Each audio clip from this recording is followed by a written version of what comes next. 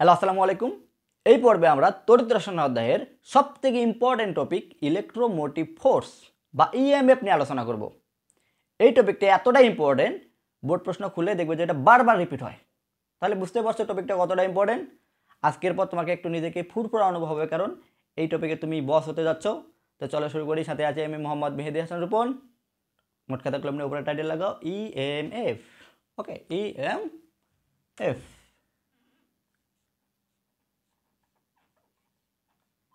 ই বলতে electro, M বলতে motive,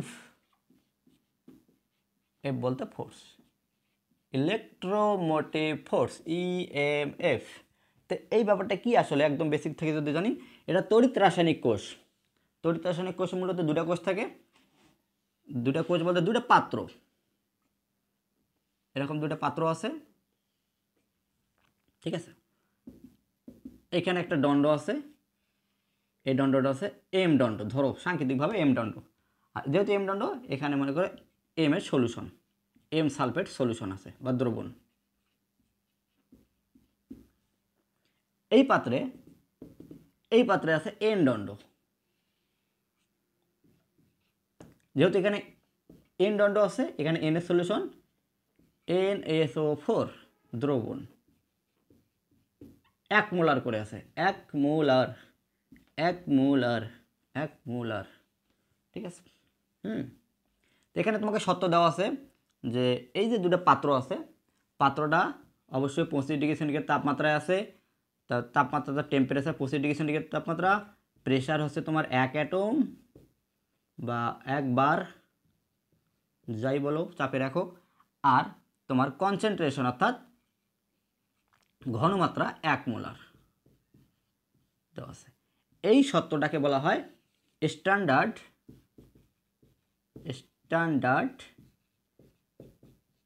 electrode potential. 25 degree centigrade তাপমাত্রা, 1 অ্যাটম চাপ এবং 1 মোলার ঘনমাত্রা, এটাকে বলা হয় স্ট্যান্ডার্ড ইলেকট্রোড পোটেনশিয়াল। তো মূলত এটা স্ট্যান্ডার্ড ইলেকট্রোড পোটেনশিয়ালে দেওয়া আছে যে 1 মোলার দেওয়া আছে আর 25 ডিগ্রি সেন্টিগ্রেড তাপমাত্রা 1 অ্যাটম দেওয়া আছে, বলে দিলাম। দেখো এম দণ্ড, এন দণ্ড, এই দুটো দণ্ডকে আমি যদি একটা তারের মাধ্যমে যোগ করে দেই, এখন এখানে একটা ব্যাপার ঘটবে। এই এম দণ্ডটা ইলেকট্রন ত্যাগ করবে আর এই পাশে ইলেকট্রন সাপ্লাই করবে। তো ইলেকট্রন ত্যাগ করে এই পাশে ইলেকট্রন কী করবে? সাপ্লাই করবে। আর এই এনটা গ্রহণ করবে, এই দণ্ডটা কী করবে? ইলেকট্রনগুলো গ্রহণ করবে। এ ছেড়ে দিবে, এ গ্রহণ করবে। যে ছেড়ে দেয় সেখানে কি, যারা ছেড়ে দেয় তাকে কী বলা হয়? জারণ বা অক্সিডেশন, অক্স। আর যারা গ্রহণ করে সেটাকে কী বলা হয়? রেডাকশন বা রেড বা বিজারণ। যেখানে জারণ হয় সেটাকে বলি আমরা কি? অ্যানোড। তড়িৎ রাসায়নিক কোষে যেখানে ছেড়ে দেয় সেটাকে বলি আমরা অ্যানোড। আর এটাকে বলবো আমরা গ্রহণ যেখানে করে সেটাকে কী বলি আমরা? ক্যাথোড। তার মানে এম দণ্ডটা অ্যানোড, এন দণ্ডটা ক্যাথোড। অ্যানোড ক্যাথোড, যেটা আমরা তড়িৎ রাসায়নিক কোষে খুব ভালোভাবে বুঝে এসেছি। আজকে একটু ধারণা দেই। তো দেখো, তো এইখানে ইলেকট্রন প্রবাহের কারণে এখানে এই দণ্ড এবং এই দণ্ডের মধ্যে ভোল্টেজ, এখানে আচ্ছা, এখানে তো বিদ্যুৎ প্রবাহ হচ্ছে। তো ইলেকট্রন প্রবাহ যদি এই দিকে হয়, তো বিদ্যুৎ প্রবাহ তার উল্টা দিকে হবে, কারেন্ট, ঠিক আছে। এখন এই দণ্ড এবং এই দণ্ডের মধ্যে ভোল্টেজের একটা পার্থক্য তৈরি হবে। এইটা দণ্ড আর এইটা দণ্ডের মধ্যে এটা ভোল্টেজের পার্থক্য হবে, ভোল্টেজ ডিফারেন্স।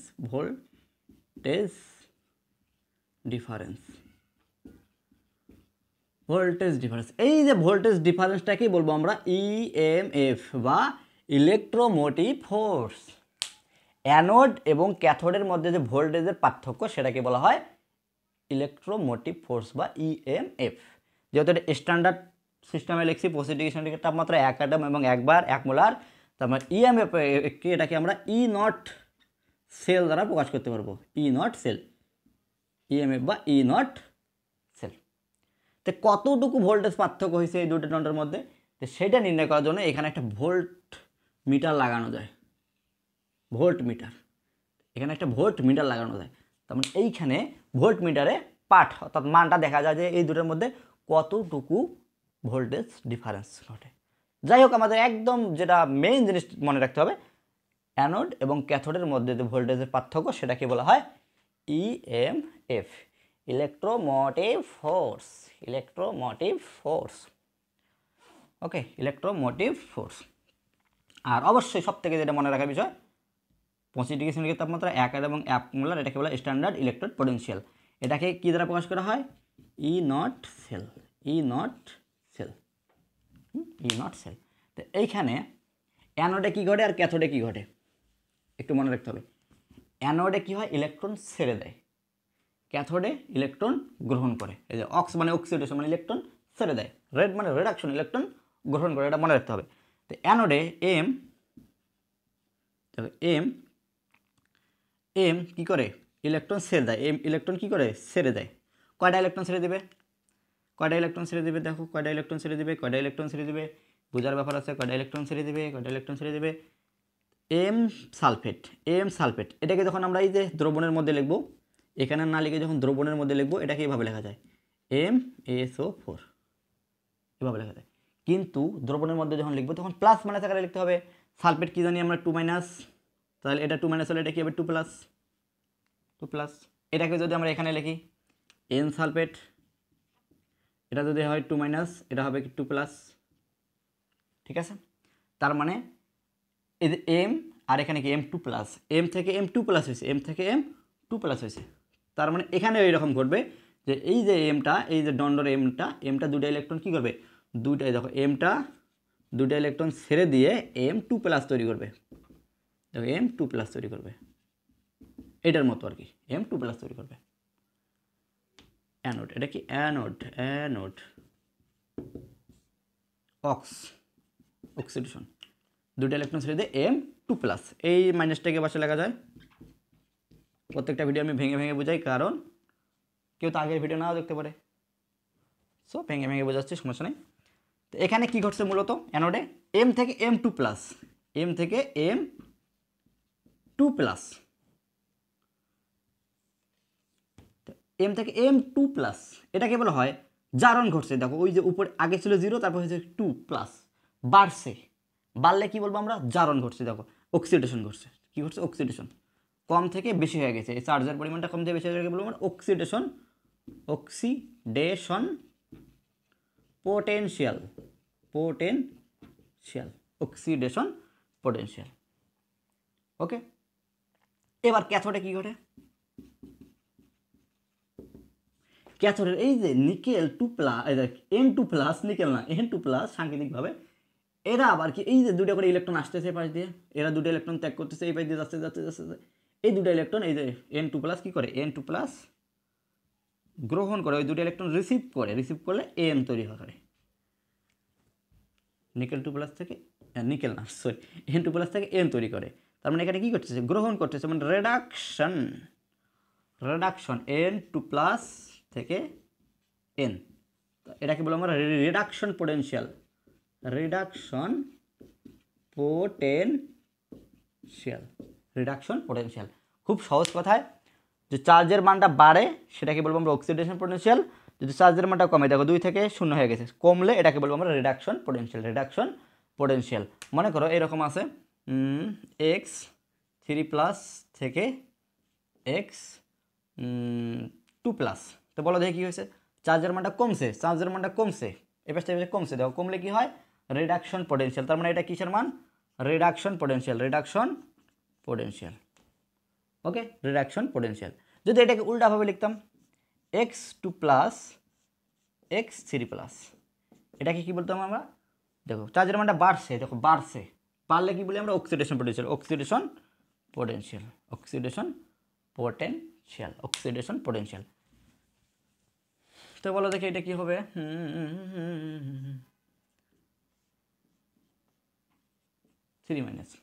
Y2- থেকে Y3-, কি হয়েছে? বাড়ছে না কমছে? বলো দেখি, বাড়ছে না কমছে? 2- বড় না 3- বড়? 2- বড় না 3- বড়? 2- বড়, 2- বড়। কেন? আর সংখ্যার আগে আমরা পড়ি নাই 0, -1, -2, -3, এপাশে কি +1, +2, +3, এভাবে চলে। এদিকে যত যায় মানগুলো কি বাড়ে, আস্তে আস্তে বাড়ে। দেখো 1 আসছে, 2 বড়, 2 আসছে, 3 বড়, তার মানে এদিকে যত যাবে বাড়বে। তো এখন বলো -2 বড় নাকি -3 বড়? তো বোঝা যাচ্ছে এদিকে গেলে বাড়ে, -2 বড়, -2 বড়, -2 বড়।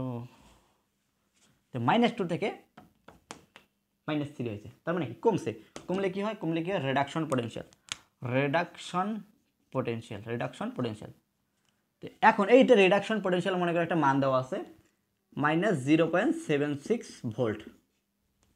এটা রিডাকশন পোটেনশিয়ালের মান দেওয়া আছে। কার? Reduction potential. এটাকে যদি আমি অক্সিডেশন পোটেনশিয়াল মানে, অক্সিডেশন পোটেনশিয়াল মানে এইটা থেকে এইটা করবো আমরা y3 থেকে y2 মাইনাস। এটাকে কি বলবো আমরা এখন? Oxidation potential. দেখো কি হয়েছে, বাড়ছে। বাড়লে কি বলবো? Oxidation potential. অক্সিডেশন পোটেনশিয়াল মানটা কি হবে এখন? রিডাকশন পোটেনশিয়াল মানে এটা, অক্সিডেশন পোটেনশিয়াল মানটা কি হবে? অক্সিডেশন পোটেনশিয়াল মানটা ঠিক এইটাই হবে, 0.76 ভোল্টে হবে। জাস্ট এই চিহ্নটা পরিবর্তন করে দিতে হবে। যেহেতু আমরা এটাকে কনভার্ট করছি, চিহ্নটা ভাষায় কনভার্ট করবে। এটা কি বলবো আমরা? প্লাস। এটা মাইনাস হলে এটা কি? Plus. Reduction potential oxidation potential করতে গেলে কি চিহ্নটা কনভার্ট করে দিতে হবে। আরেকটা করি, এইখানে মনে করো, এটা কি? Oxidation potential, oxidation potential. এটার মান মনে করে দেওয়া আছে +0.34 ভোল্ট, সাপোজ ধরলাম দেওয়া আছে। এটা যদি আমি রিডাকশন পোটেনশিয়ালের মান বের করতে চাই, রিডাকশন পোটেনশিয়াল কি হবে? M2+ থেকে M। রিডাকশন পোটেনশিয়াল কি হবে? জাস্ট মান ঠিকই থাকবে, জাস্ট চিহ্নটা পরিবর্তন করবো, -0.34 ভোল্ট। এটা কি? রিডাকশন পোটেনশিয়াল, মনে থাকবে। একইভাবে এটা কি? রিডাকশন পোটেনশিয়াল একটা মান দেওয়া আছে, মনে করো রিডাকশন পোটেনশিয়াল একটা মান দেওয়া আছে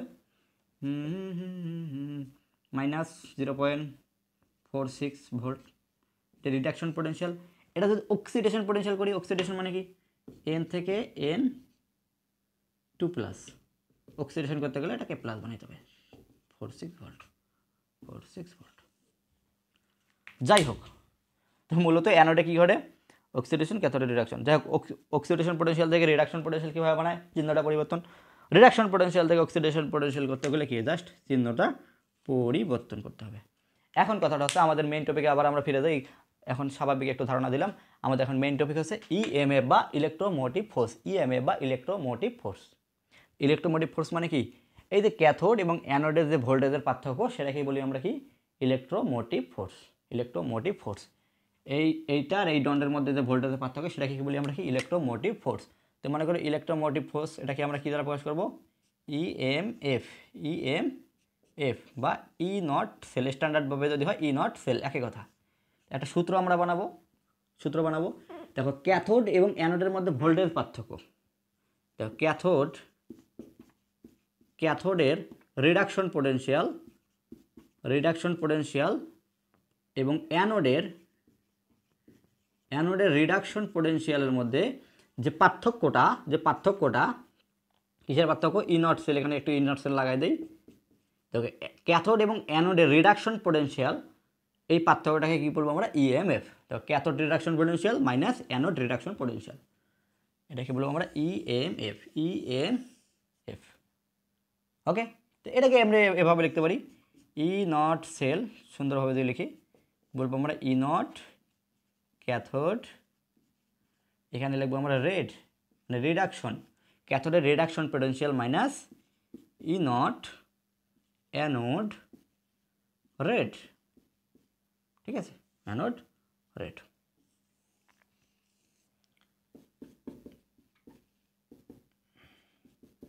ঠিক আছে, ক্যাথোডের রিডাকশন পোটেনশিয়াল মাইনাস অ্যানোডের রিডাকশন পোটেনশিয়াল, এটাকে বলবো ই নট সেল বা ইএমএফ। বা বাংলায় বলবো আমরা তড়িৎ চালক শক্তি। তড়িৎ চালক শক্তি।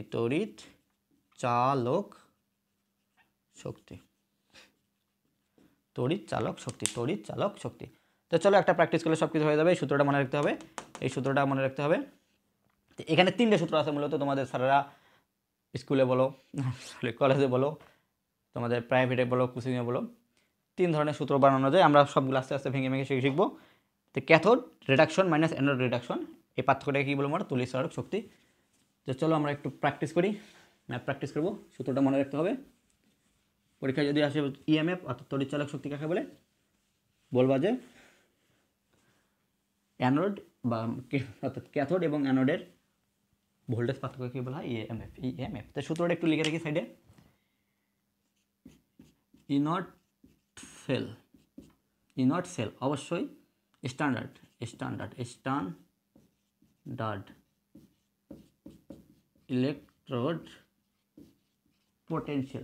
ইলেকট্রোড পোটেনশিয়াল সুন্দরভাবে লিখি। স্ট্যান্ডার্ড ইলেকট্রোড পোটেনশিয়াল মানে কি 25 ডিগ্রি সেন্টিগ্রেড তাপমাত্রা, 1 অ্যাটম এবং কি 1 মোলার থাকতে হবে, 1 মোলার থাকতে হবে। সূত্রটা কি? ইনট sell, ইনট cathode reduction minus ইনট anode reduction.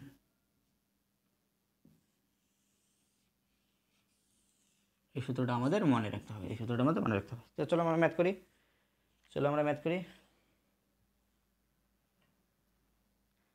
ওকে, উদ্দীপক।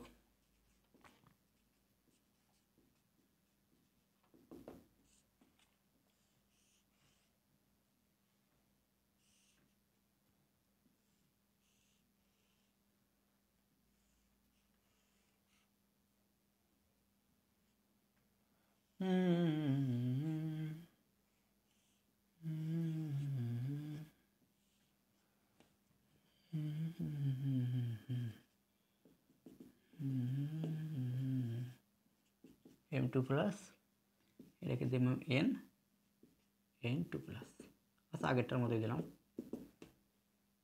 N2 plus. যাই হোক, এটা ম্যাথ করি।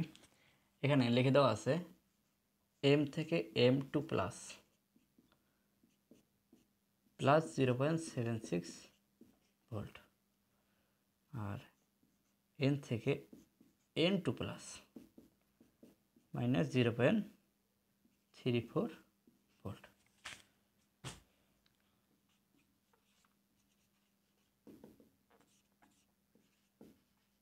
ইএমএফ নির্ণয় করো।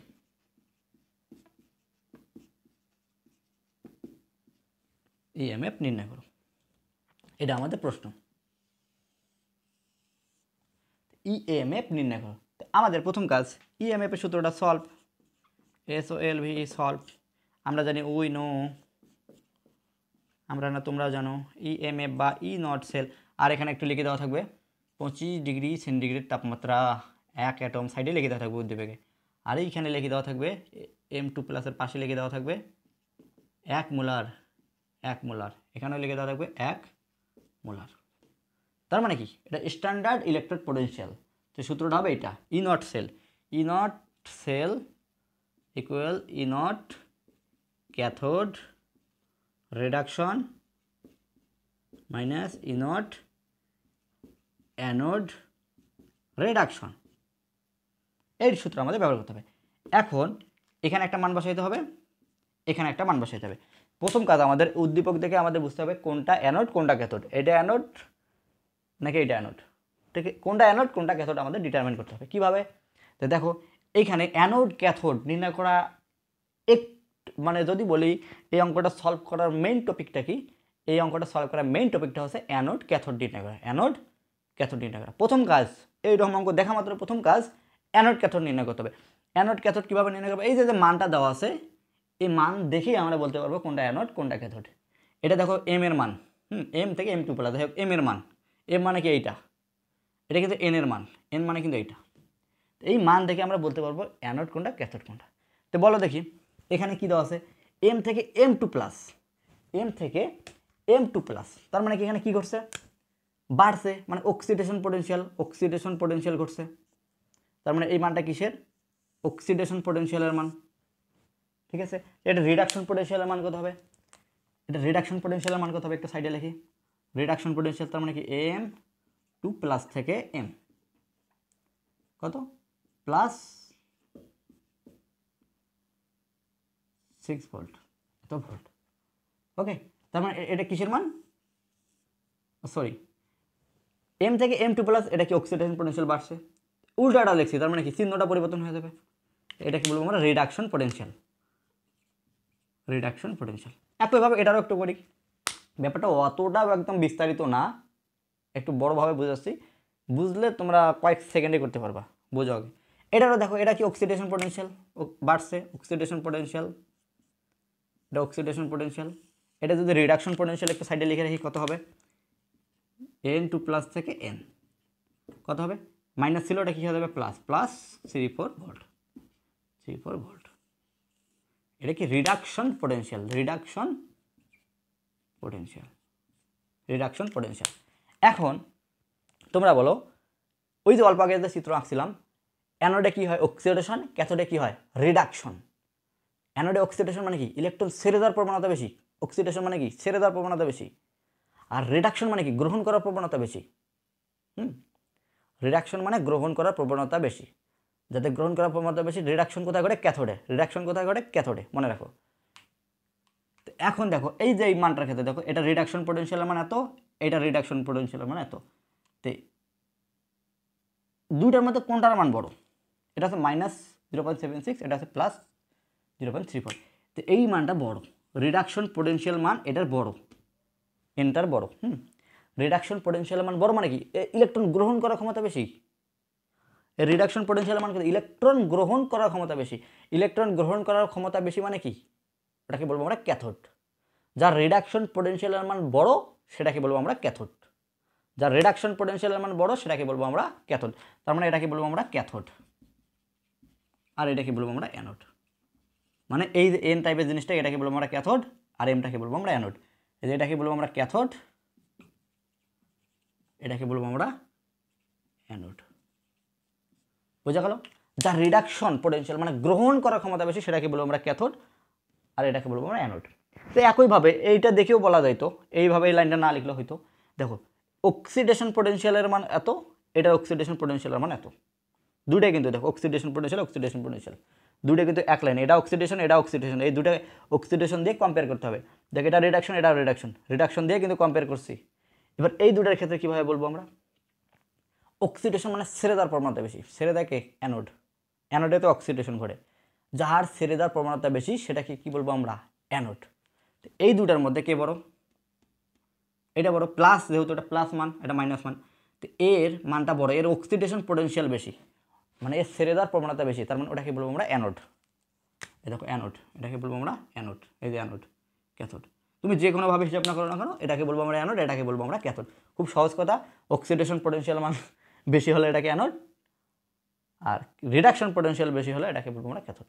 যাই হোক, প্রথম কাজ আমাদের ইএমএফ নির্ণয়, প্রথম কাজ অ্যানোড ক্যাথোড নির্ণয় করা এই মানগুলো দেখে। এখন মানগুলো লিখলাম, সুন্দর কথা, ভালো কথা। ইনওয়ার্ড ক্যাথোড রিডাকশন, এখানে আমাদের ক্যাথোডের রিডাকশন মান বসাই দেবে, ক্যাথোডের রিডাকশন মান, এই ক্যাথোড কোনটা, এই যে এনটা হচ্ছে ক্যাথোড, ক্যাথোডের এই মানটা হচ্ছে অক্সিডেশন মান, এটাকে বলবো রিডাকশন মান, ঠিক আছে, এটা রিডাকশন মান, রিডাকশন পোটেনশিয়াল মান, এটা হচ্ছে অক্সিডেশন পোটেনশিয়াল মান। আচ্ছা রিডাকশন পোটেনশিয়াল, এখানে লিখতে পারো যে রিডাকশন পোটেনশিয়াল, রেড না লিখে রিডাকশন পোটেনশিয়াল, এটাও রিডাকশন পোটেনশিয়াল।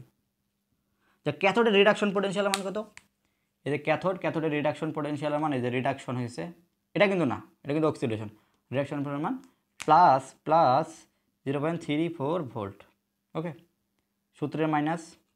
এবার অ্যানোডের রিডাকশন পোটেনশিয়াল, এই যে অ্যানোডের এটা হচ্ছে অক্সিডেশন পোটেনশিয়াল, এই পাশে করে রাখছি রিডাকশন পোটেনশিয়াল কত, -0.76 ভোল্ট।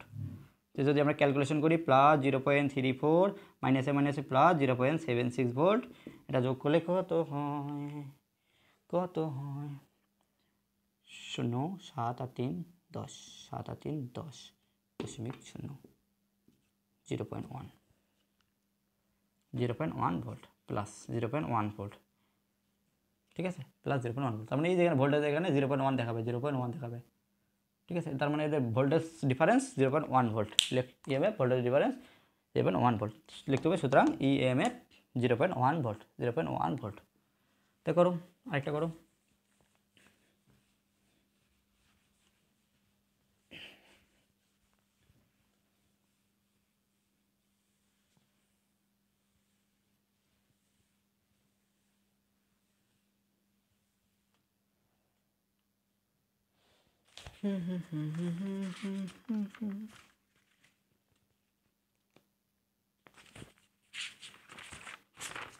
ওয়েট, একটু ওয়েট।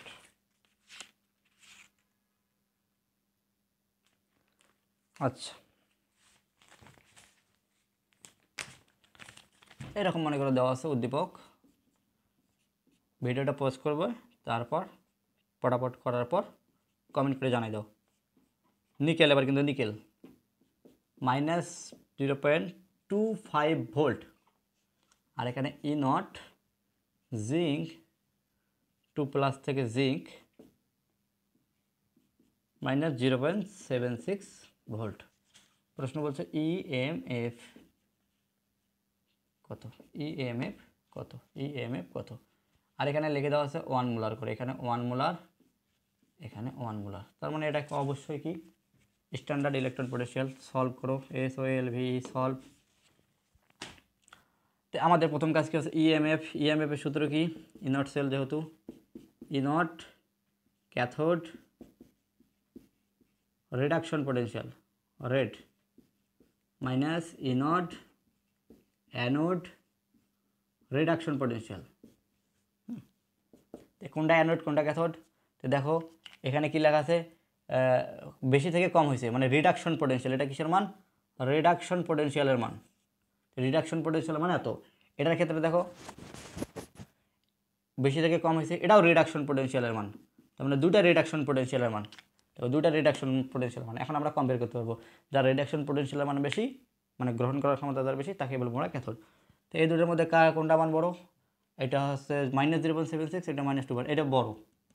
মাইনাসের ক্ষেত্রে যেহেতু এটা বড়, তো এটাকে বলবো আমরা ক্যাথোড, এটাকে বলবো আমরা ক্যাথোড, এটাকে বলবো আমরা কি অ্যানোড। Cathode anode. দেখো ক্যাথোডের রিডাকশনে, দেখো ক্যাথোডের রিডাকশন পোটেনশিয়ালের মান বসাইতে হবে। তো ক্যাথোডের রিডাকশন পোটেনশিয়ালের মানে দেওয়া আছে -0.25, সূত্রের মাইনাস, অ্যানোডের মান বসাবো।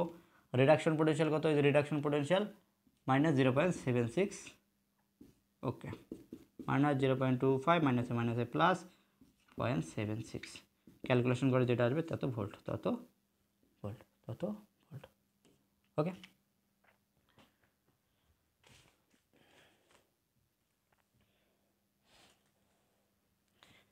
আচ্ছা 0.5 কত আসে, 0.51 আনসার।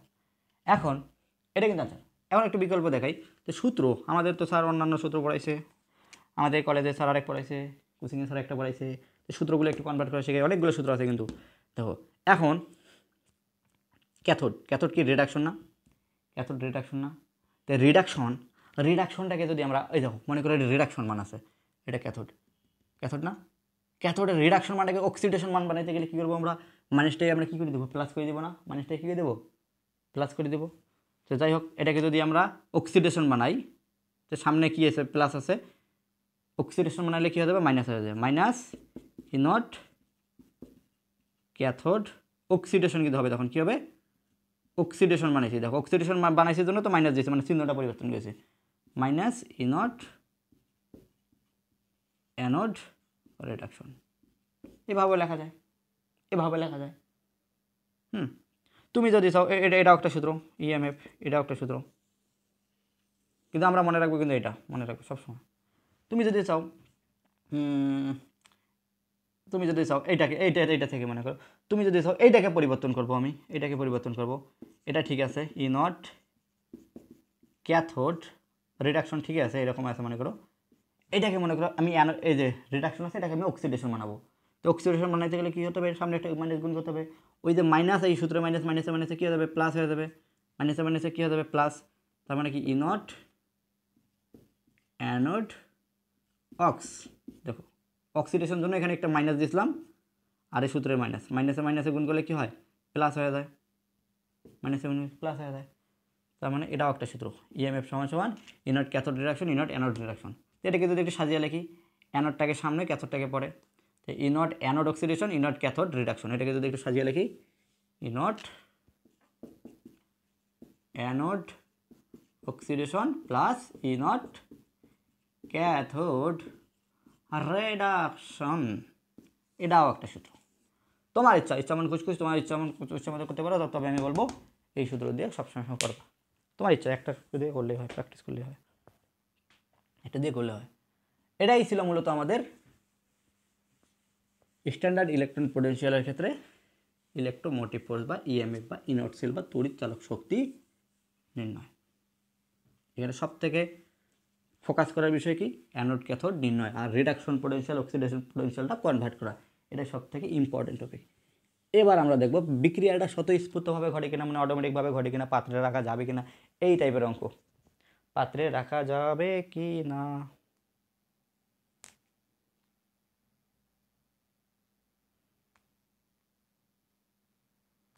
আচ্ছা পাত্রে রাখা যাবে কিনা তার আগে আরেকটা জিনিস শেখাই, এটাকে বলবো আমরা নান্সড ইকুয়েশন,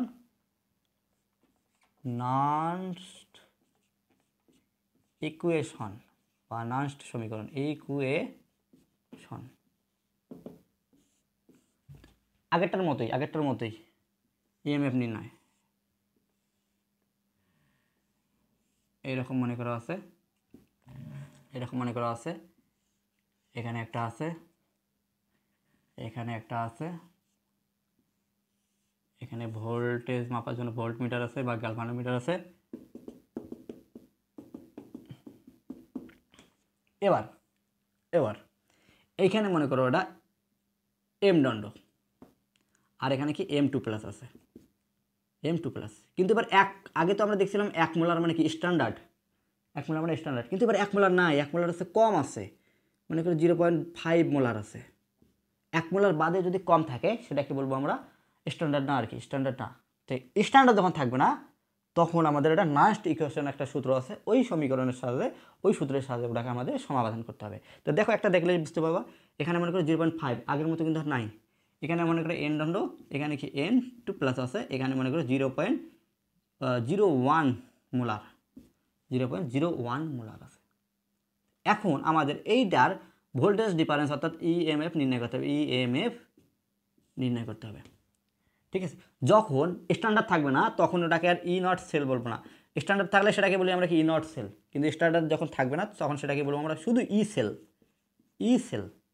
তো এই ক্ষেত্রে সমীকরণ অর্থাৎ ই সেল বা ইএমএফ নির্ণয় সূত্রটা হচ্ছে ই সেল সমান E not cell minus 2.303 RT by NF 10 ভিত্তিক লগ, উপরে হচ্ছে তোমার প্রোডাক্টের ঘনমাত্রা, নিচে হচ্ছে তোমার রিঅ্যাকট্যান্টের ঘনমাত্রা। এইটা হচ্ছে নান্সড ইকুয়েশন, এটাকে বলবো আমরা নান্সড ইকুয়েশন। যখন 1 মোলার থাকবে না তখন এটাকে বলবো আমরা ই সেল, এটাকে বলবো আমরা কি নান্সড ইকুয়েশন বা ইএমএফ নির্ণয় সূত্র,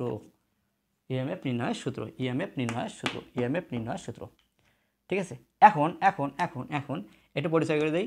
ইনট সেলটা তো আমরা যেভাবে নির্ণয় করি সেভাবেই করব, একটা অঙ্ক করলে সব কিছু ক্লিয়ার হবে। ইনট সেলটা কি স্ট্যান্ডার্ড ইলেকট্রোড পোটেনশিয়ালের ইএমএফ নির্ণয়, যেভাবে করছিলাম সেভাবে। 2.303 তো ওটাই তো সূত্রের।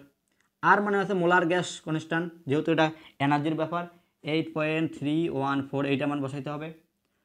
আর টেম্পারেচার সবসময় 298 কেলভিন, আর এই ফ্যারাডে আছে 96,500 কুলম, এটা মানে এটা। এন মানে হচ্ছে কয়টা ইলেকট্রন আদান প্রদান হলো আর কি, তুল্য সংখ্যা, ইকুইভ্যালেন্ট নাম্বার, যেটা আমরা পরে দেখবো যে এটা কি। পি মানে প্রোডাক্টের ঘনমাত্রা, আর মানে রিঅ্যাকট্যান্টের ঘনমাত্রা। তো চলো দেখি, তার আগে একটা জিনিস শর্টকাট করে দেই। আর এর মানটা তো এটাই ফিক্সড, তাপমাত্রা যদি 25 ডিগ্রি সেন্টিগ্রেড বা থাকে, 25 ডিগ্রি সেন্টিগ্রেড যদি থাকে বা 298 কেলভিন যদি থাকে, তো এই 298 এখানে বসাবো, 8.314 এখানে বসাবো, 96,500 বসাবো। এই মানটা যদি আমরা আগে থেকে যদি একটু ক্যালকুলেশন করে রাখি, তো এই মানটা একটু ছোটো হয়ে আসে, এই মানটা ক্যালকুলেশন করলে এই মানগুলো বসাতে হবে 0.05, তখন আমার সূত্রটা হবে ই নট সেল মাইনাস 0.059, ঠিক আছে। নিচে আছে N log 10, উপরে প্রোডাক্টের ঘনমাত্রা, নিচে রিঅ্যাকট্যান্টের ঘনমাত্রা। শর্টকাট সূত্র, এটারে শর্টকাট সূত্র। তো এই সূত্র দুটো একটু স্ক্রিনশট মারো বা লিখে রাখো।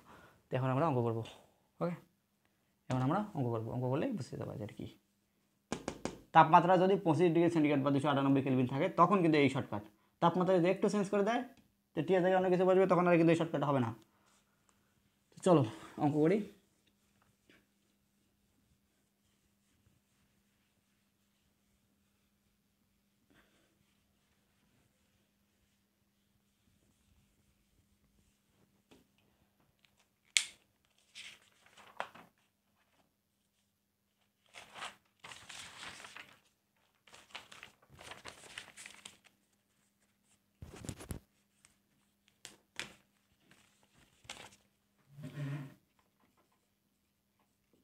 ম্যাথ।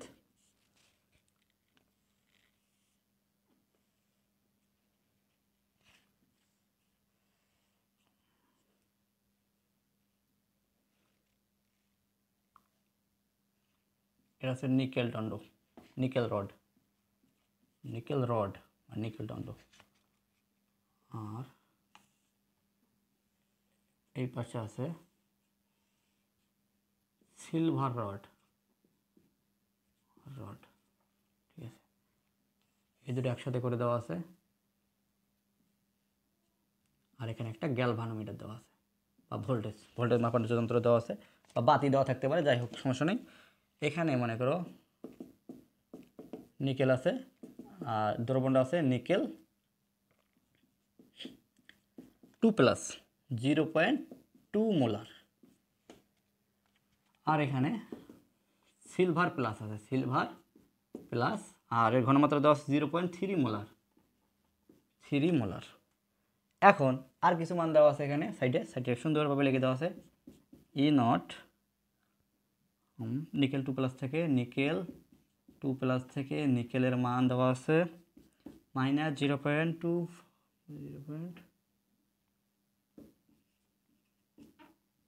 তোমাদের জন্য এত কষ্ট করে ভিডিও বানিয়ে তোমরা কমেন্ট করো না, শেয়ার করো না, এটা কি কখনো হয়?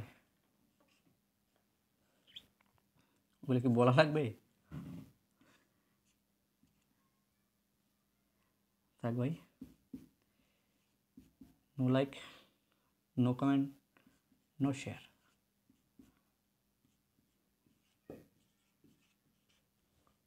বলবে যে তোমাকে এখানে ইএমএফ নির্ণয় করো। কোশ্চেন হচ্ছে কোশ্চেন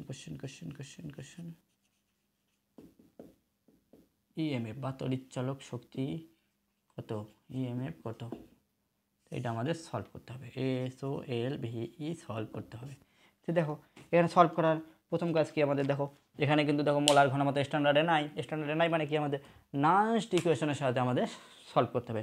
তো নান্সড ইকুয়েশনে সলভ করার আগে আমাদের প্রথম যেটা কাজ, অ্যানোড এবং ক্যাথোড দেখতে হবে।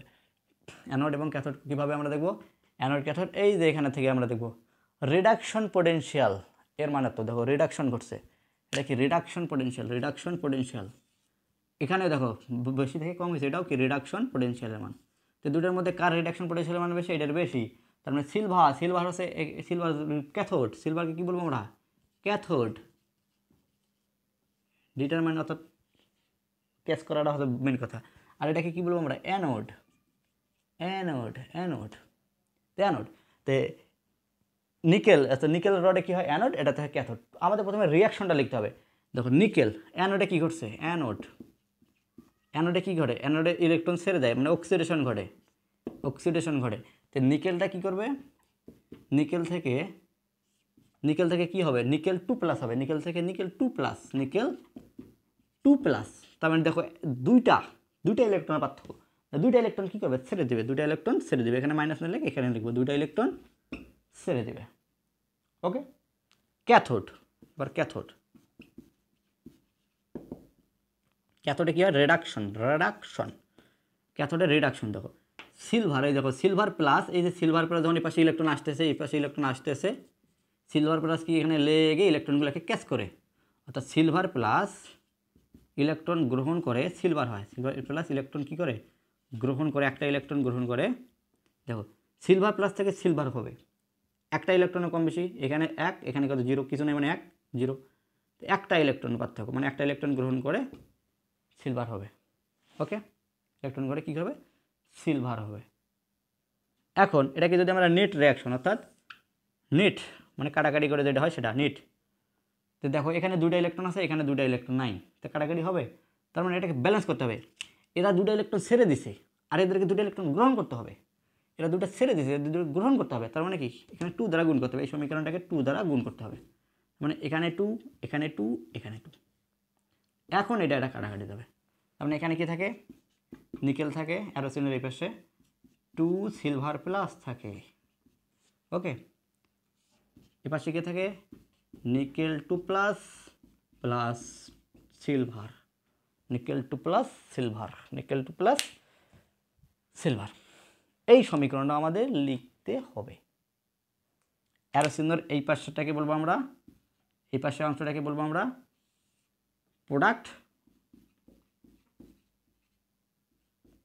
এটাকে বলবো আমরা কি রিঅ্যাক্ট্যান্ট, এটাকে বলবো আমরা রিঅ্যাক্ট্যান্ট।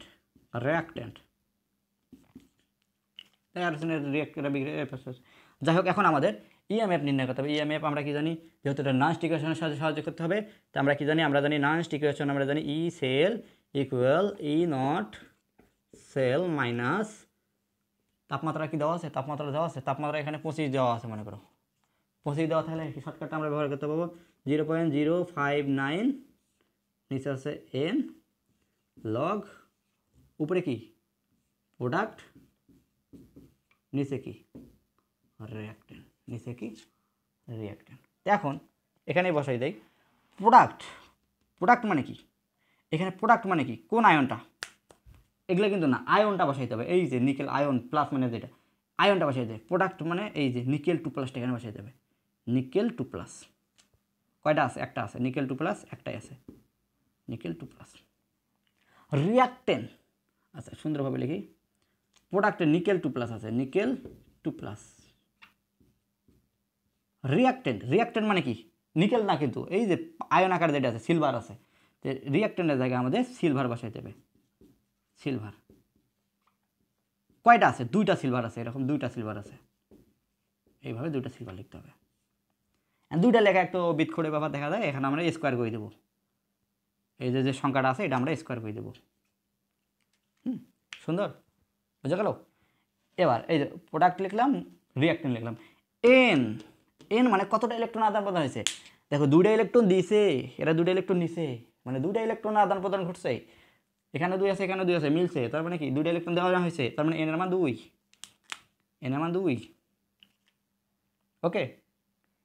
ওকে।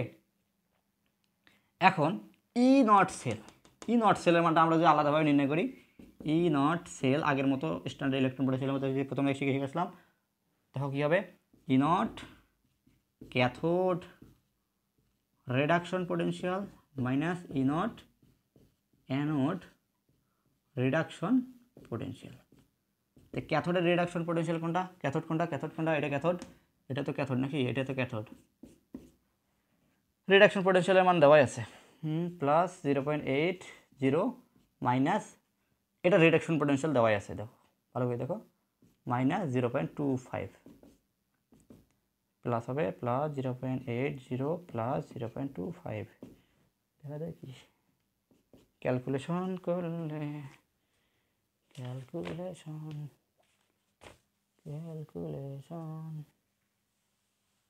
যাই হোক ভাই, ক্যালকুলেশন করতে পাবো না, এটা হবে কত 80 আর 25 1.5 volt, 1.5 volt plus 1.5 volt plus 1.5 volt, তার মানে এখানে আমাদের মানটা বসাই দেবে, ইনভার্স সেলের মানটা plus 1.5 volt plus 1.5 volt plus 1.5 volt. এখন এটা লগ দিয়ে, আচ্ছা যাই হোক আমি বসাই, ই নট সেল এখানে 2, আচ্ছা এন, আচ্ছা আমি এবার এই লাইনে বসাই, প্লাস 1.5 মাইনাস 0.059, এনের মান হচ্ছে কত 2, 2টা ইলেকট্রন আদান প্রদান, লগ 10 ভিত্তিক লগ, এখানে 10 না লিখলে হয়।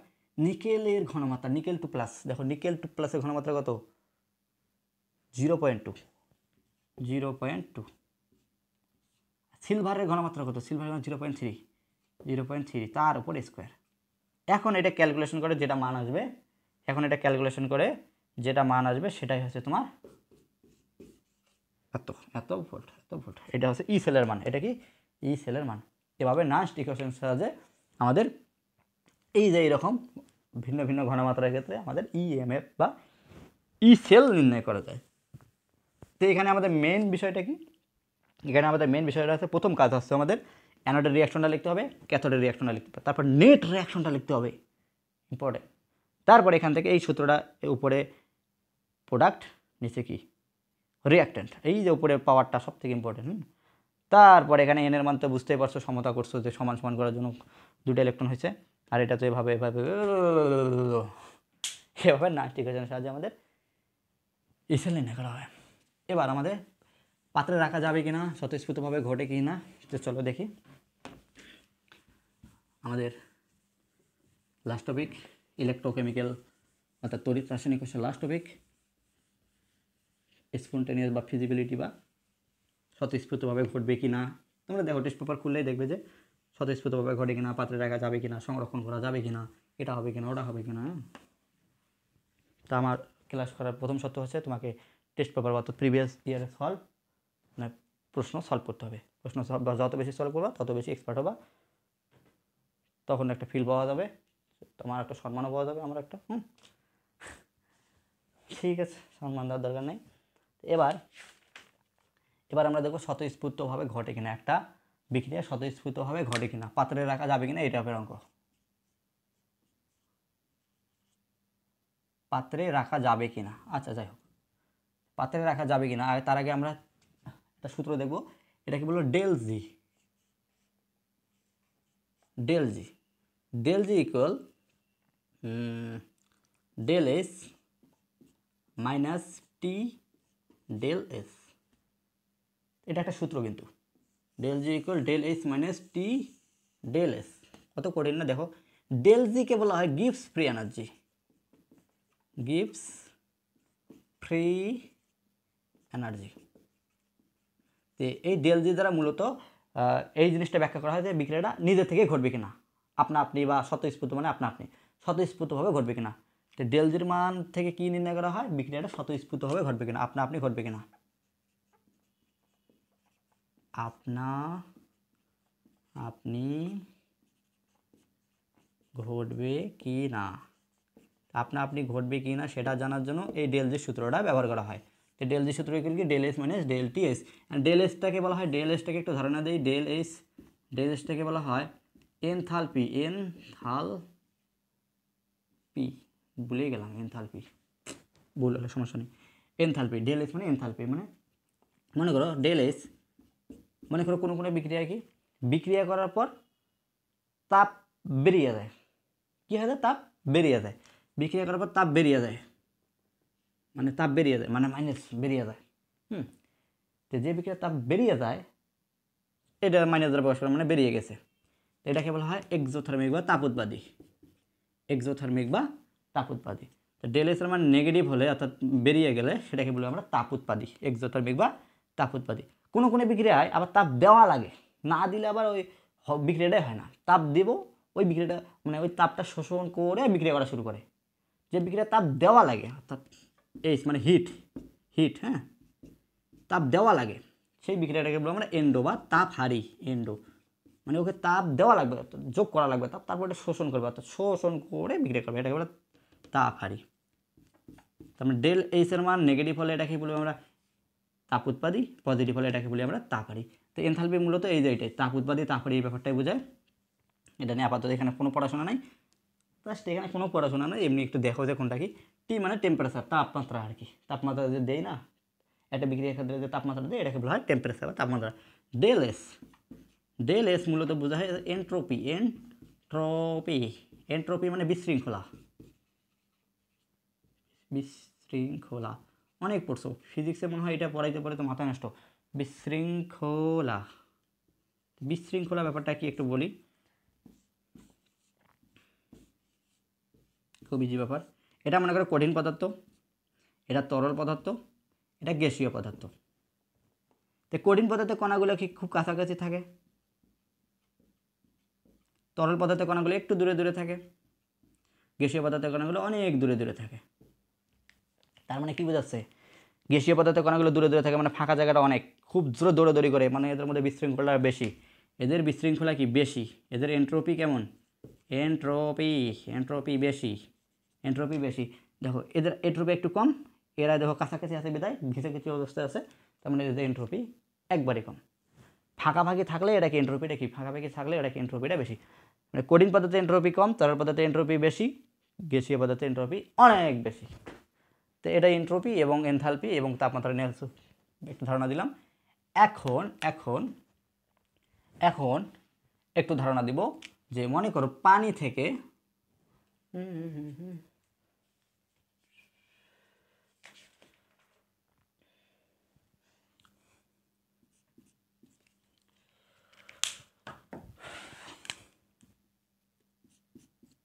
মনে করো বরফ থেকে আমি পানি বানাবো, বরফ থেকে পানি বানাবো। তো এখানে del G equal del S, এই সূত্রটা মাইনাস টি ডেল এস এই সূত্রটা। দেখো বরফ মানে কি, কঠিন পদার্থ কণাগুলো খুব কাছাকাছি, পানি মানে কি একটু দূরে দূরে। তো আগে এন্ট্রপি কম ছিল, এখন এন্ট্রপি বেশি। তাপ দিচ্ছি, কি দিচ্ছি, তাপ দিচ্ছি, তাপ বরফকে তাপ দিলে তো এটা হয় নাকি, তাপ দিচ্ছি। তো বরফ থেকে কী হচ্ছে, পানি হচ্ছে, এন্ট্রপিটাও বাড়তেছে। পানি মানে কি, তাপ কণাগুলো দূরে দূরে এন্ট্রপি বাড়তেছে।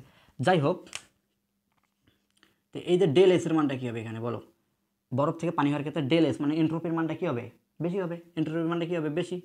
এন্ট্রপির মানটা কি, বেশি। তাপ দিচ্ছি মানে কি, তাপমাত্রা আরও দিচ্ছি, তার মানে এটার মানও কি একটু বেশি। অত ক্যালকুলেটিভ চিন্তা না, একটু ভাবো। তো এটার মানও বেশি, এটার মানও বেশি, তার মানে এই মানটা অনেক বড় হয়ে গেল। আর তাপ দিচ্ছি তারপর ওই কী করছে, ওইটা শোষণ করে পানি হচ্ছে, মানে ওইটা বরফ থেকে পানি হয়ে যাচ্ছে। তাপ দেওয়া লাগতেছে, তাপ কী করতেছে, দেওয়া লাগতেছে। আগে থেকে কিন্তু তাপ তেমন ছিল না, তাপ দেওয়া লাগতেছে, তার মানে এর মানটা একটু কম, এর মানটা একটু কমে গেল। এখন তো এটার মান বেশি, এটার মান কম, তো ক্যালকুলেশন করলে কী মান আসবে, একটা নেগেটিভ মান আসবে।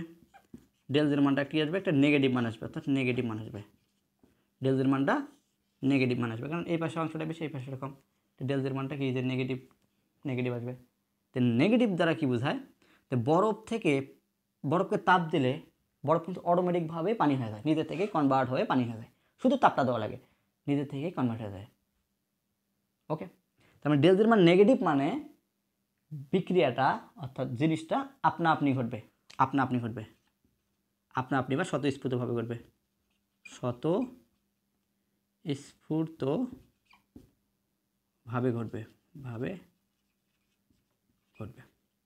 ডেল জির মান নেগেটিভ মানে কি, স্বতঃস্ফূর্তভাবে ঘটবে। ভিডিওটা একটু লম্বা হবে, সমস্যা নেই। তো এবার দেখো পানি থেকে বরফ, এটার ক্ষেত্রে কী হবে, del G equal del S minus টি ডেল এস। দেখো পানি ছিল, এই কণাগুলো দূরে ছিল, বরফের কণাগুলো কি খুব কাছাকাছি। তার মানে এদের এন্ট্রপিটা কি কম, বরফে কনভার্ট হচ্ছে, এন্ট্রপিটা কি কম। তাপমাত্রা তো কমানো লাগবে, পানি থেকে বরফ করতে গেলে তাপমাত্রা কমানো লাগবে, তবে এর মানটাও কি কম, তার মানে এই মানটা কি কমে যাচ্ছে, এর মানটা কম। পানি থেকে বরফ করতে গেলে পানিটা একটু গরম ছিল, ঠিক আছে, বরফ হইতে কি তাপমাত্রা কি আরও কমে যাচ্ছে, তার মানে কি পানি যে তাপমাত্রা ছিল, পানির তাপমাত্রাগুলো কি বেরিয়ে যাচ্ছে, আস্তে আস্তে ঠান্ডা হয়ে বরফ হচ্ছে, তার মানে তাপমাত্রা বেরিয়ে যাচ্ছে, তার মানে তাপমাত্রার মানটা কি, তাপমাত্রা অনেক ছিল, বেরিয়ে যাচ্ছে, মানে কি তাপমাত্রার মানটা কি বেশি। অত কিছু বোঝার দরকার নাই, তার মানে এই মানটা এবার বড়, এই মানটা কি ছোটো, যেহেতু কম এই মানটা ছোটো, অর্থাৎ ডেল জির মান পজিটিভ বের হবে, আর ডেল জির মান পজিটিভ মানে বোঝাচ্ছে যে এটা আপনি ঘটবে না, পানি থেকে বরফ অটোমেটিকভাবে হবে না, এটাকে কি তবে ঠান্ডা করতে হবে, আপনি হবে না, স্বতঃস্ফূর্ত নয়। অত বোঝার কিছু না, এটা অনেক ডিটেলস পড়া, আপাতত একটু মনে রাখো শর্টকাটের জন্য, শর্টকাটও না, একটু বেসিকটা মনে রাখো, স্বতঃস্ফূর্ত হবে না, এতটুকু মনে রাখতে হবে। ডেল জির মান নেগেটিভ হলে স্বতঃস্ফূর্তভাবে ঘটে, ডেল জির মান পজিটিভ হলে স্বতঃস্ফূর্তভাবে হবে না। আবার বলছি, ডেল জি নেগেটিভ হলে স্বতঃস্ফূর্ত, পজিটিভ হলে স্বতঃস্ফূর্ত হবে না। গিভস ফ্রি এনার্জি, ডেল জি মানে গিভস ফ্রি এনার্জি।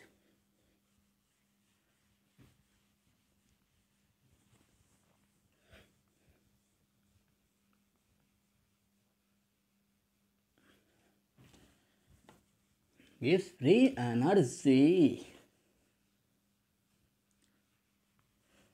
energy, একটু মনে রাখি।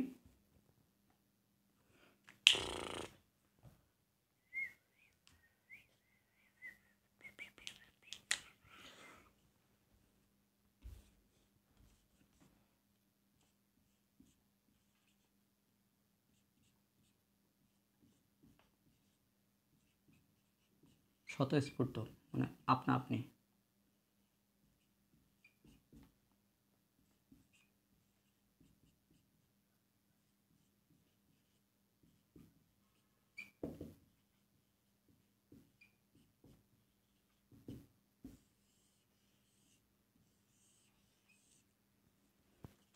স্বতঃস্ফূর্ত নয়, স্বতঃস্ফূর্ত নয়।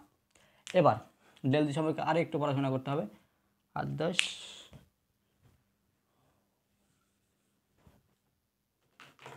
একটা ওয়েট,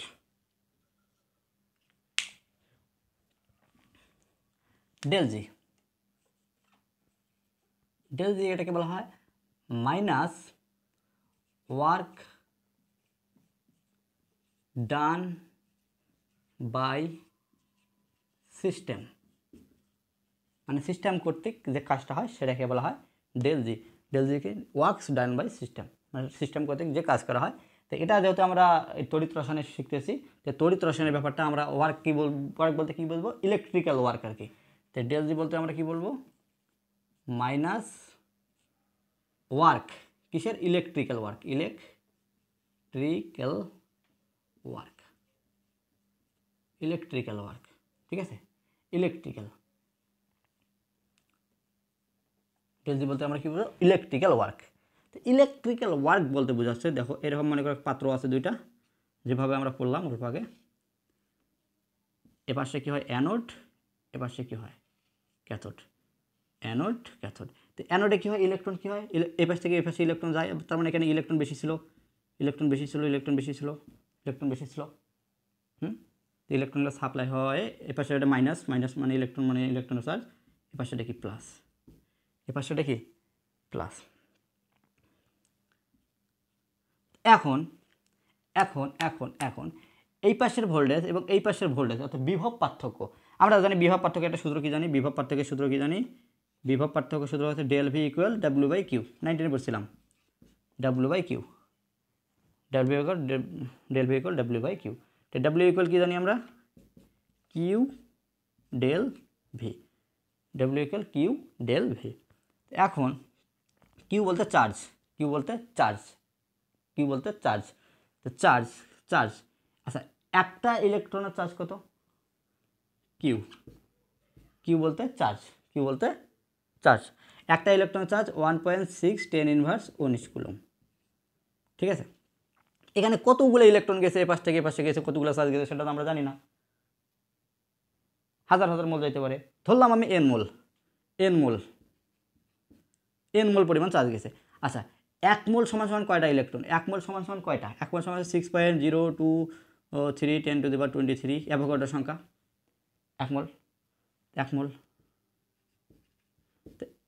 এন মোল সংখ্যা কী হবে, এন মোল সমান কী হবে, এন মোল সমান এটা এন গুণ হবে, এন গুণন 6.023 10⁻23, অত বোঝার দরকার নেই। তো দেখো এন মোল পরিমাণ চার্জ গেছে,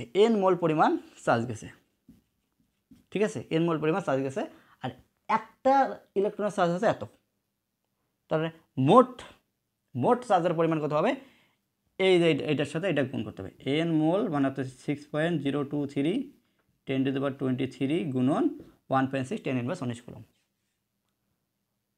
বুঝো নাই? আরও সহজ ভাষায় এখানে এন মোল পরিমাণ গেছে, এন মোল মানে কি, এন মোল মানে আছে এত, এন মোল মানে কি এত, তো এত মোল কত চার্জ হবে, এত মোলের কতটুকু চার্জ হবে, এতর সাথে এত গুণ করছি, তো এত, তো এটা ক্যালকুলেশন করে এই মানটা যদি ক্যালকুলেশন করি এটার মান পাওয়া যাবে 96,500 পাওয়া যাবে, আর এখানে এখানে কত এন, কিউ সমান এন 96,500, এন 96,500 কুলম্ব, এত কুলম্ব, 96,500 কুলম্ব। তো 96,500 কুলম্বটাকে আমরা ফ্যারাডে লিখতে পারি, 1 ফ্যারাডে এন এফ লিখতে পারি, কিউ সমান এন এফ।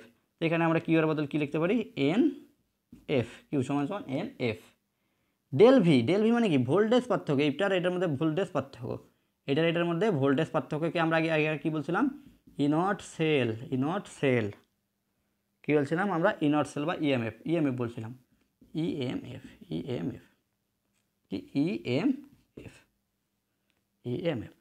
তো W equal NF into EMF, NF into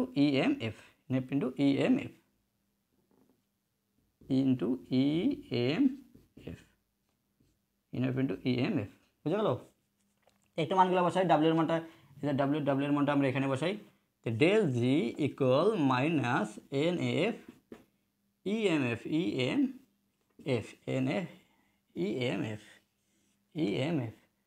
EMF যদি স্ট্যান্ডার্ড ইলেকট্রোড পোটেনশিয়াল যদি হইতো, electrode potential standard electron potential যদি হইতো তাহলে কি লেখা যেত del G minus N F EMF না লিখে বলতাম আমরা E not cell E not cell E not cell. আর যদি তখন এটা ডেল জি নট বলতাম আমরা, কি ডেল জি নটও বলতাম। আর যদি স্ট্যান্ডার্ড না হইতো তখন কি বলতাম আমরা del G equal minus N F E cell. এই সেলটা আমরা নন স্টিকেশনের সাহায্যে বের করতাম, নন স্টিকেশনের সাহায্যে বের করতাম। তো যাই হোক del G equal minus N F E not cell, minus N F E not cell, minus N F E not cell. এখন একটা অঙ্ক করি, এখান থেকে বলতো কি আসে না আসে একটু দেখি।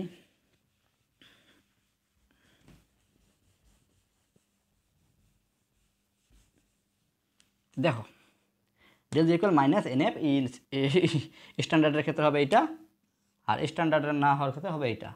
তো মনে করো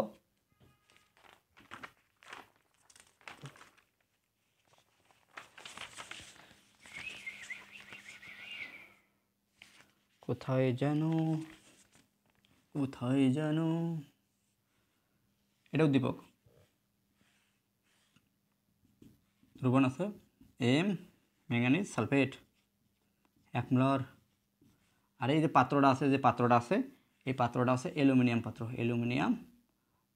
বা অ্যালুমিনিয়াম পট বা অ্যালুমিনিয়াম পাত্র, অ্যালুমিনিয়াম ভেসেল। ঠিক আছে, এখানে কিছু মান দেওয়া আছে mn থেকে mn2 প্লাস কত যেন কি লিখছে ভাই 1.18 ভোল্ট।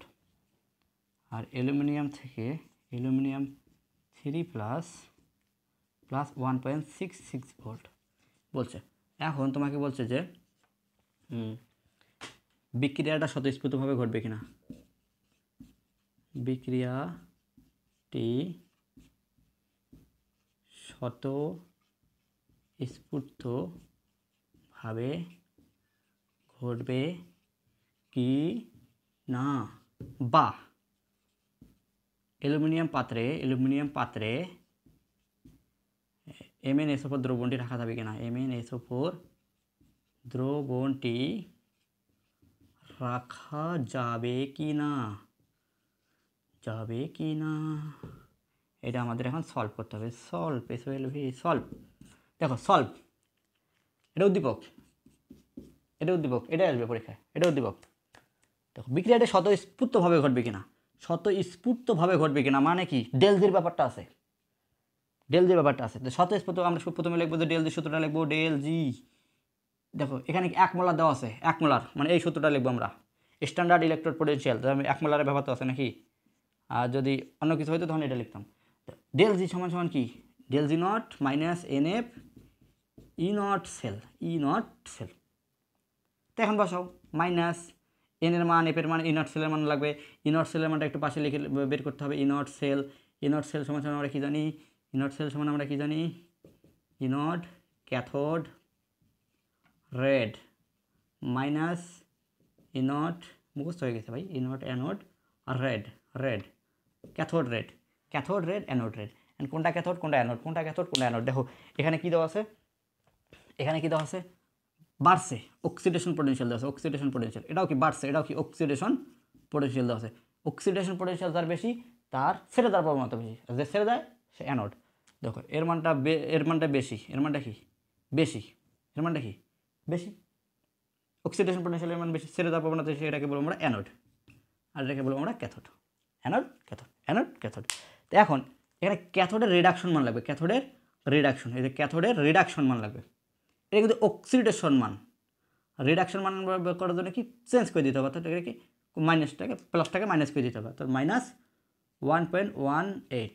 দেখো এটা অক্সিডেশন পোটেনশিয়াল মান +1.18, রিডাকশন পোটেনশিয়াল লাগবে এখানে, তো এটাকে মাইনাস করে দিলাম। তো মাইনাস অ্যানোডের রিডাকশন মান, অ্যানোডের অক্সিডেশন মান আছে, এটাকে এটাও রিডাকশন করলে এটাও মাইনাস করতে হবে, -1.66। তো ক্যালকুলেশন করলে দেখা যায়, আচ্ছা 1.18 প্লাস 1.66, তো ক্যালকুলেশন করলে একটা প্লাস কত আসবে, প্লাস 0.18 এটা হচ্ছে 2 2 আচ্ছা 6 10 11 5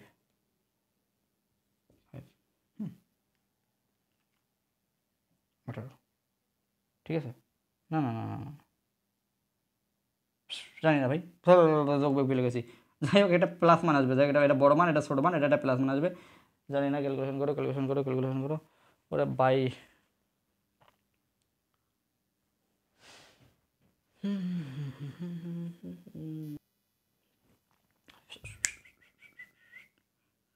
48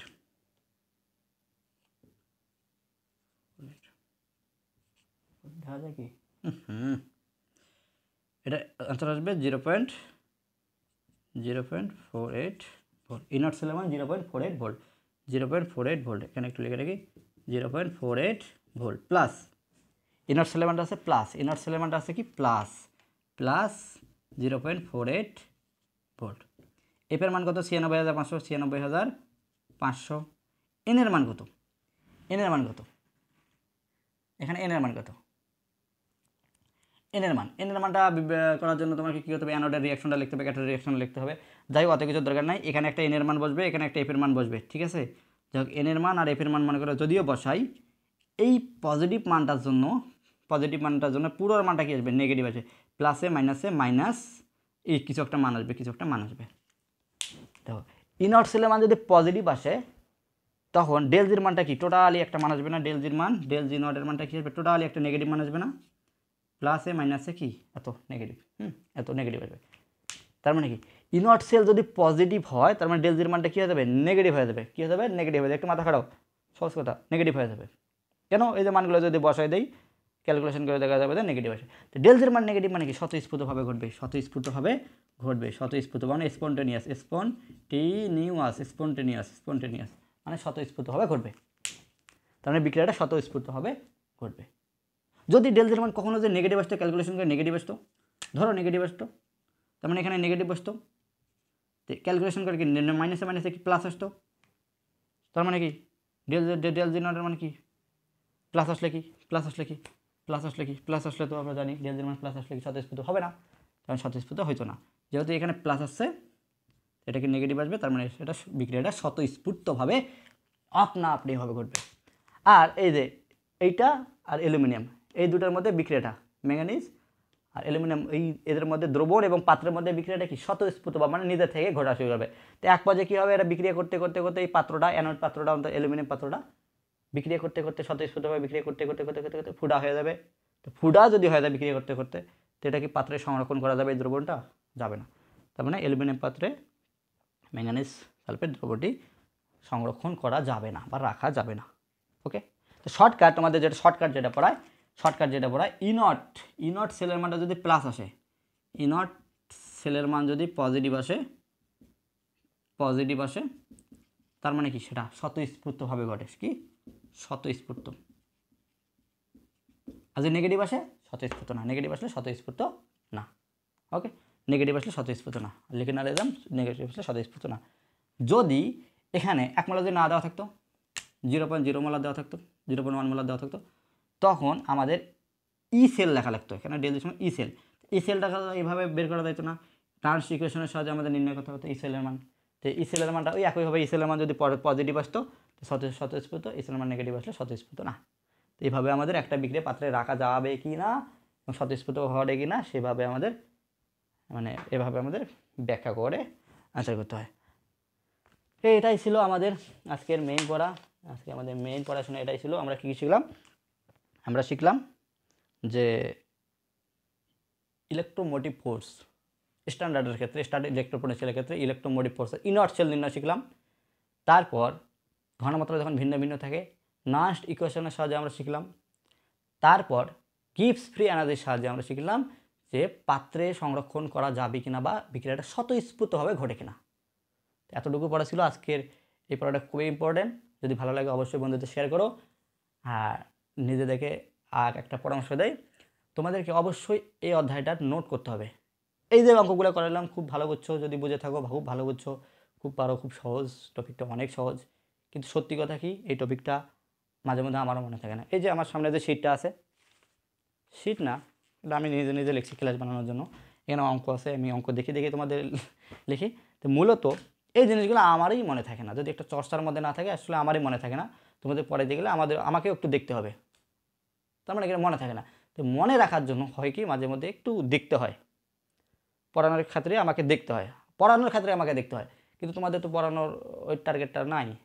তোমাকে অবশ্যই নিজে থেকে দেখতে হবে যে মনে রাখার জন্য এটাকে মাঝে মধ্যে একটু রিভিশন দিতে হবে, তো চর্চা করতে হবে, তাহলে ব্রেনটা ওটা মনে রাখে যে এই জিনিসটা মানে খুব গুরুত্বপূর্ণ, এই জিনিসটা আমাকে মনে রাখতে হবে। ব্রেন এইভাবে কাজ করে। সো প্র্যাকটিস করতে হবে, প্রিভিয়াস ইয়ারের সলভগুলো প্র্যাকটিস করতে হবে। এমনভাবে পড়িয়েছি যাতে তুমি যে কোনো প্রশ্ন খুব সহজ অ্যান্সার করতে পারো। প্রিভিয়াস ইয়ারে সলভ করো, যে কোনো গাইড বলো, প্রশ্ন বলো, সার্চ করে করে করে করে অ্যান্সার করার চেষ্টা করো, দেখা যাবে যে একটা ফিল আসবে, মজা পাবে, তুমি সবগুলো অঙ্ক করতে পারছো। সবগুলো অঙ্ক করতে পারা মানে কি একটা আলাদা রকম একটা কনফিডেন্স। এই অধ্যায়টা মূলত এভাবেই শেষ করব। সামনের ক্লাসে আমরা আলোচনা করব C C standard hydrogen electrode, C ওটাও ইম্পর্টেন্ট টপিক। তারপর আমরা আলোচনা করব সিরিজ একটা আছে, রিডাকশন পোটেনশিয়াল সিরিজ। তারপর বিভিন্ন ধরনের ব্যাটারি আছে, ব্যাটারি নিয়ে আলোচনা করব। শেষ কথা, বন্ধুদের শেয়ার করো, সাবস্ক্রাইব করো। আর যারা এত দূর পর্যন্ত ক্লাস দেখছো, 1 ঘন্টা 10 মিনিট পার করছো, এত ধৈর্য নিয়ে যদি দেখতে পারো, একটা কমেন্ট করতে পারবে। তো কমেন্ট করে জানাও কেমন লাগলো, বুঝতে পারছো কি না, কীভাবে ক্লাস নিলে আরও আপডেট করা যেত, আরও ভালোভাবে বুঝতে পারতা। ঠিক আছে, একটু পরামর্শ দাও, সেই অনুযায়ী ভিডিও বানাই দেবো। আর এতটুকুই, ভালো থেকো, সুস্থ থেকো, thank you, tata, bye by.